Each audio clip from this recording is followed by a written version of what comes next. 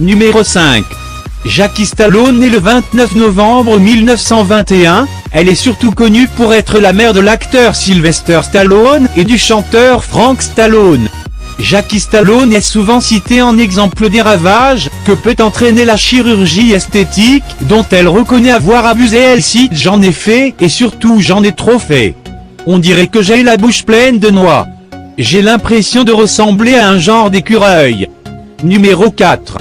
Caetana Fitzjames Stuart y Silva, née le 28 mars 1926 au Palais de Liria, à Madrid, est morte le 20 novembre 2014 au Palais de la Duna.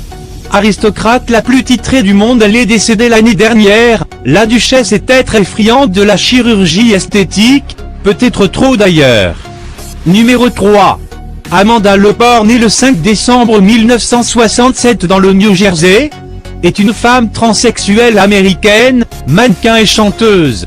Bien connue des nuits les plus agitées de New York, elle a subi sa première chirurgie plastique dès l'âge de 15 ans et a achevé sa transition durant la dernière année de lycée.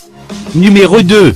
Jocelyn Wildenstein, née le 8 mai 1940 à Lausanne, en Suisse, est une personnalité de la vie mondaine new-yorkaise. Craignant de perdre l'affection de son mari, Madame Wildenstein se tourne alors vers la chirurgie esthétique. Elle se rappelle qu'il aime les chats sauvages et imagine de devenir plus féline grâce à de multiples interventions chirurgicales et injections de collagène. Le résultat n'est pas à la hauteur de ses espérances, Monsieur Wildenstein hurle d'horreur et entame une procédure de divorce. Numéro 1. Hang Myung-koo, ex-mannequin d'origine coréenne, elle s'injecte elle-même de l'huile de friture dans le visage après que ses médecins et chirurgiens lui ont refusé de nouvelles interventions. Alors qu'elle était une ravissante jeune femme, Hang Myung-koo est désormais totalement défigurée. Plusieurs reportages lui ont été consacrés en Corée du Sud.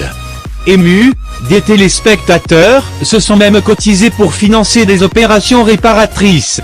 Bon, c'est la fin de la vidéo, n'hésite pas à t'abonner, à liker, à partager, et surtout n'oublie pas de commenter pour savoir ton avis.